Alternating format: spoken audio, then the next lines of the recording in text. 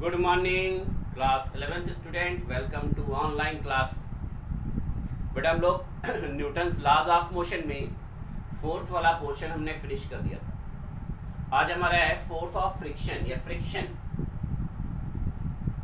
Friction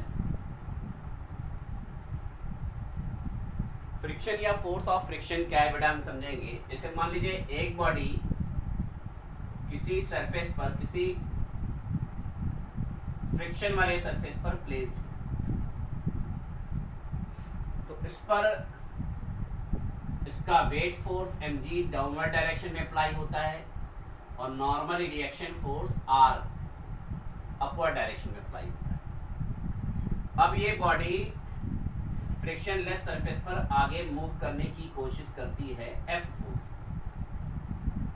तो friction force जो है वो अपोजिंग फोर्स है, पीछे की तरफ लगता है। The opposing force applied on the body is known as force of friction. Force of friction हमेशा अपोजिट डायरेक्शन में लगेगा।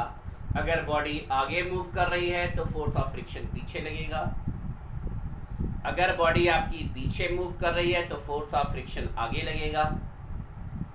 अगर बॉडी ऊपर की तरफ स्लाइड करना चाह रही है तो force of friction downward direction में लगेगा। अगर बॉडी नीचे की तरफ स्लाइड कर रही है तो फोर्स ऑफ फ्रिक्शन ऊपर की तरफ लगेगा। The opposing force act on the body is known as friction. Friction किसी भी बॉडी की वह प्रॉपर्टी है जो ऑलवेज अपोज करती है। बॉडी को क्या करती है? अपोज करती। Opposing force, force of friction क्या है? Opposing force. फ्रिक्शन फोर्स हमारा मेनली टू टाइप्स का होता है। एक हमारा होता है स्टैटिक फोर्स, एक होता है हमारा लिमिटिंग फोर्स, एक होता है हमारा kinetic force. Static force, static friction, limiting friction, kinetic friction, three types के फ्रिक्शंस होते हैं मेनली। एक आपका होता है static friction,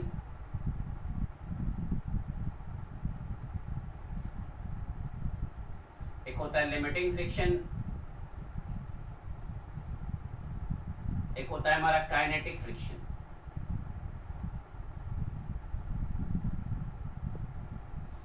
static friction, limiting friction, kinetic friction. Static friction में क्या होता है? बॉडी मूव नहीं करती,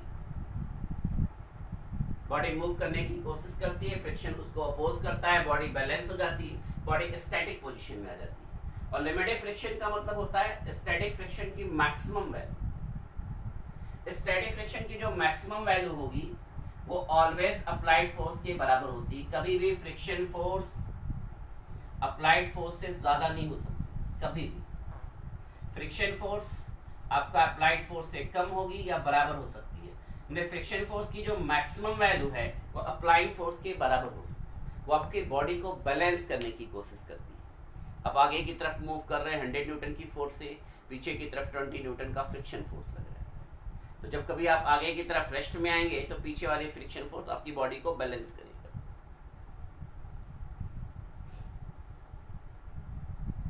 हाँ, अगर applying force force of friction के इक्वल है तो नेट फोर्स आपका 0 होगा, बॉडी आपकी स्टैटिक पोजीशन में। और काइनेटिक वाले केसेस में क्या हो रहता है? बॉडी आपका 100 न्यूटन की फोर्स से आगे बढ़ रहा है, फ्रिक्शन फोर्स आपका पीछे लग रहा है 20 न्यूटन का, तो नेट फोर्स आपका नेट फोर्स से बॉडी आगे की तरफ मूव करेगी। यानी कि आपका फोर्स अगर F है, फ्रिक्शन फोर्स Fs है, तो नेट फोर्स हमारा MA हो जाएगा। MA ये होगा नेट फोर्स। तो फ्रिक्शन फोर्स बेटा अपोजिंग फोर्स। कुछ लॉज ऑफ फ्रिक्शन है, लॉज ऑफ फ्रिक्शन पूछे जाते हैं एग्जाम में। लॉज ऑफ फ्रिक्शन,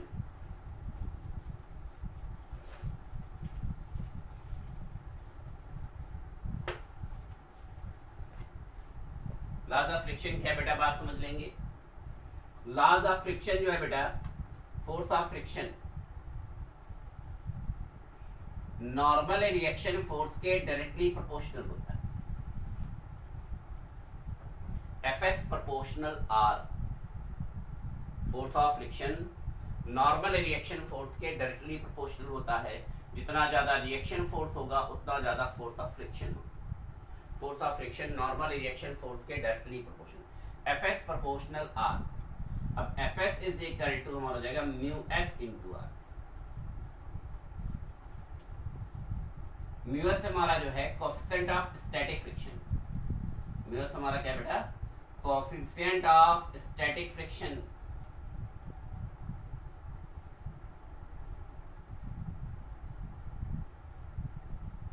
ये जो कोएफिशिएंट ऑफ स्टैटिक फ्रिक्शन है एक पार्टिकुलर सरफेस के नेचर पर डिपेंड करता है। दूसरी बात है कि force of friction tangentially opposite लगता है। फॉरवर्ड डायरेक्शन में बॉडी मूव करेगी तो बैकवर्ड डायरेक्शन में लगेगा, अपवर्ड मूव करेगी तो डाउनवर्ड में, डाउनवर्ड मूव करेगी तो अपवर्ड में, 180 डिग्री पर लगता है। टेंजेंशियल अपोजिट होता है। पहला है force of friction normal reaction force के डायरेक्टली प्रोपोर्शनल होता है। Force of friction tangentially opposite apply होता है। अच्छा, काइनेटिक वाले केस में लेंगे तब भी आपका Fk is equal to mu k into R हो जाएगा। ये स्टैटिक फ्रिक्शन लिमिटिंग फ्रिक्शन के लिए है और ये काइनेटिक फ्रिक्शन के लिए यहाँ म्यू के जो है coefficient of kinetic friction, coefficient of kinetic friction. Mu के जो है बेटा कोएफिशिएंट ऑफ काइनेटिक फ्रिक्शन।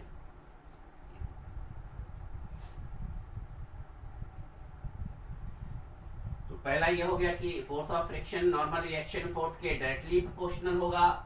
दूसरा ये हो गया कि force of friction tangentially opposite लगता है।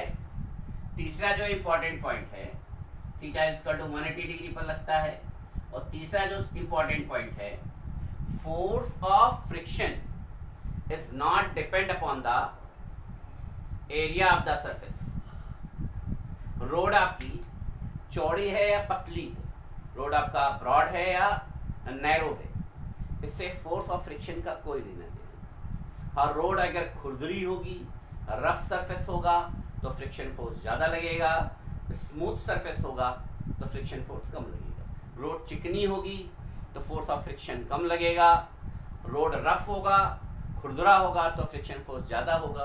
हाँ, रोड कितनी चौड़ी है कितनी पतली है उसका फोर्स ऑफ फ्रिक्शन से लेना देना नहीं है।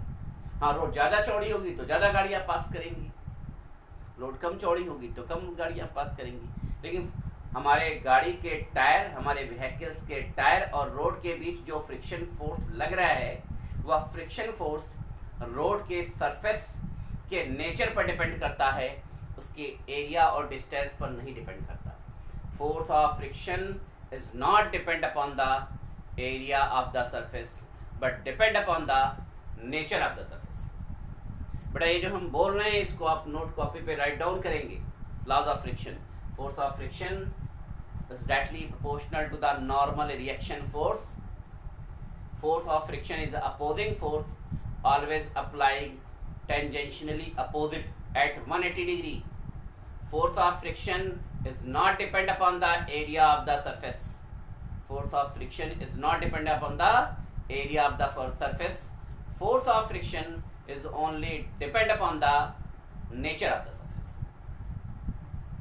तो ये जो बेटा फ्रिक्शन का हमने इंट्रोडक्शन आज आपको एक्सप्लेन किया है, आज इसको इतना कॉपी पे राइट डाउन कर लीजिएगा, एक बार इसको रिवाइज कर लीजिएगा, इस पर एक दो बेसिक न्यूमेरिकल क्वेश्चन सॉल्व कर लीजिए। Thank you.